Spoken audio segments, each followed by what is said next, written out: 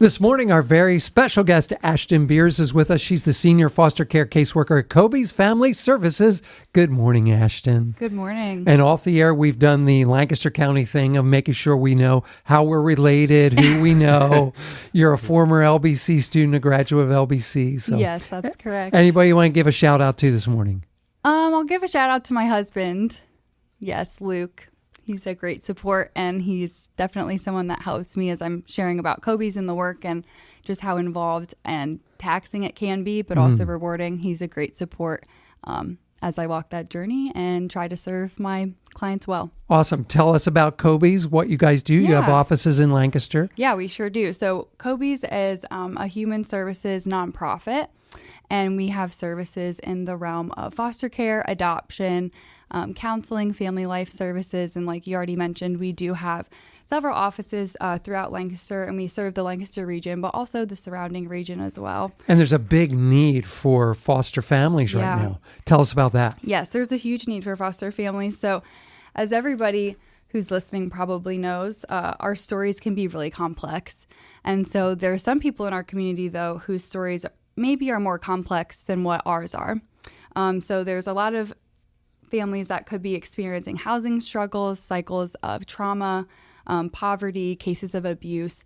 And so with those stories and the complexity of them, the needs can be kind of complex. And so there is a great need for foster families to walk alongside kids and their parents as they're navigating various struggles. And so with that great need and that great challenge comes an opportunity for the listeners and just for folks who follow the Lord or who may not follow the Lord to step into these stories and really infuse hope. Yeah. So if folks are interested in becoming a foster family, what would be the first step they would take? Yeah, so they could reach out. They could go to our website and go to www.cobys.org/fostering to get connected with us. And then we could walk them through that process of getting connected. We would, really do an in-depth look at the family, do some training. We really want to make sure that we're equipping the families that we work with well to serve and meet those complex needs of the children and the families who are struggling with hardship. When you talk about the needs in our area, do you have any kind of numbers, or can you give us any kind of idea about how many kids are in need of families to walk alongside them? I don't have any specific numbers at this time, but I can tell you that there's a lot of calls that we have to turn away in our referral department because we don't have a family to meet that specific need and to take that child in. So there is just a great need for people to step in and step up tangibly and provide hope in those situations. And do you have any stories that you could share with us maybe about how, things have impacted local families or the local scene that you're dealing with at COBYS? Of course. I think obviously I can't share super in-depth because of the privacy of the people that I work with, but it is really cool to see COBYS as a whole. We have different departments and we all have different roles. But it's awesome when we can see families and kids impacted by the different work that we do, whether that's counseling, foster care, adoption, and just seeing kind of the mindset shift. A lot of people come to us when they're in a very vulnerable space in a time where they don't have hope. So just seeing a child go from being super unsure about themselves and what their future looks like to seeing kind of the wheel spin and them go, oh, okay, like there is hope for the future because someone believes in me or someone is standing alongside me. I'm not alone. So that is something that really motivates me to keep going, is to just show up. And if all I do that day is show a child or a parent that they're not alone, I had a successful day. That's awesome. Yeah. Check it out online, cobys.org, COBYS.org.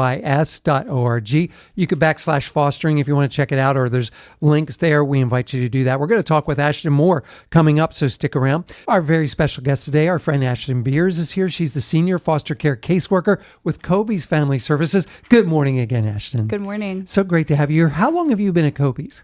About 2.5 years. Yeah. And what's your favorite thing about being there? My favorite thing about being at COBYS is the community aspect of our organization and just how we work together as a team to meet people's needs. So we're definitely in it together, and we all bring different strengths to the table and different specialties. And it's awesome to see us all come together as a unit to support families and kids. So, and some of the kids and some of the families you've been working with all 2 years, and you love that ongoing relationship. Yes. Yeah. It is really cool to see how the Lord has met certain families and kids in those stories, and just the change and progression and healing that's happened over that time. It's really such a blessing and a privilege to just have a front row seat to that work. So tell us how COBYS supports families that are involved in foster care. Yeah, of course. We take pride in supporting the children who are in care, but we equally take pride in the way that we equip and support our families throughout the process. Through when you first come to us and you're working on being licensed, through getting your first placement, and then ongoing training. We offer a resource parent trainer for kiddos with significant needs to meet with the parents and just strategize on different effective parenting interventions. We bring the team together to support the family and the kiddo. We have trainings that we offer regularly, support from caseworkers, and we even have an on-call 24/7 support line so that if families are really in a hard spot and we're not in the office, we have somebody from COBYS available at all times to support. So we definitely take pride, and we want to be attentive to the needs of the foster families, not just the children. Yeah, if there are folks who are interested in being a foster family, give us a quick overview. What's it look like to do the training and get from I'm interested to being a foster parent?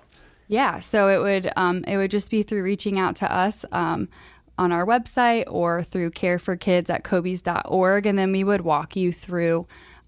We have a whole department designated towards the resource homes, and they would walk you through the licensing process.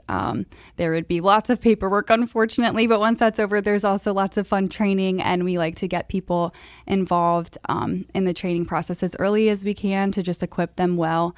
And that whole time, you have somebody from COBYS walking alongside of you that's just like your personal resource home specialist. So we're very community and just team-minded to support the families through that process. Do you have any stories of that really are special to you, of how COBYS has worked to impact families and lives in our area? Yeah, I think of one family specifically that I worked with for several years, and they had a kiddo for over a year, and they were open to fostering, but they were also open to adopting this child as well. And it turns out the story unfolded with a child returning to one of the birth parents.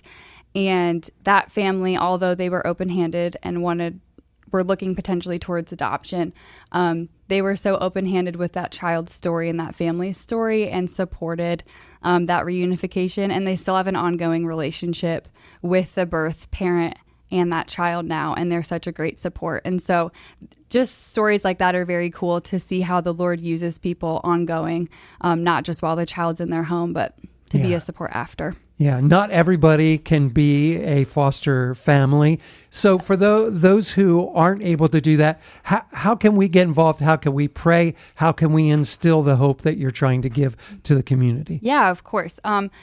We definitely understand that being a foster parent, foster family is not a calling for everybody. But we do believe that there's opportunity for partnership to infuse hope and to be burden bearers, obviously, like you mentioned, through praying.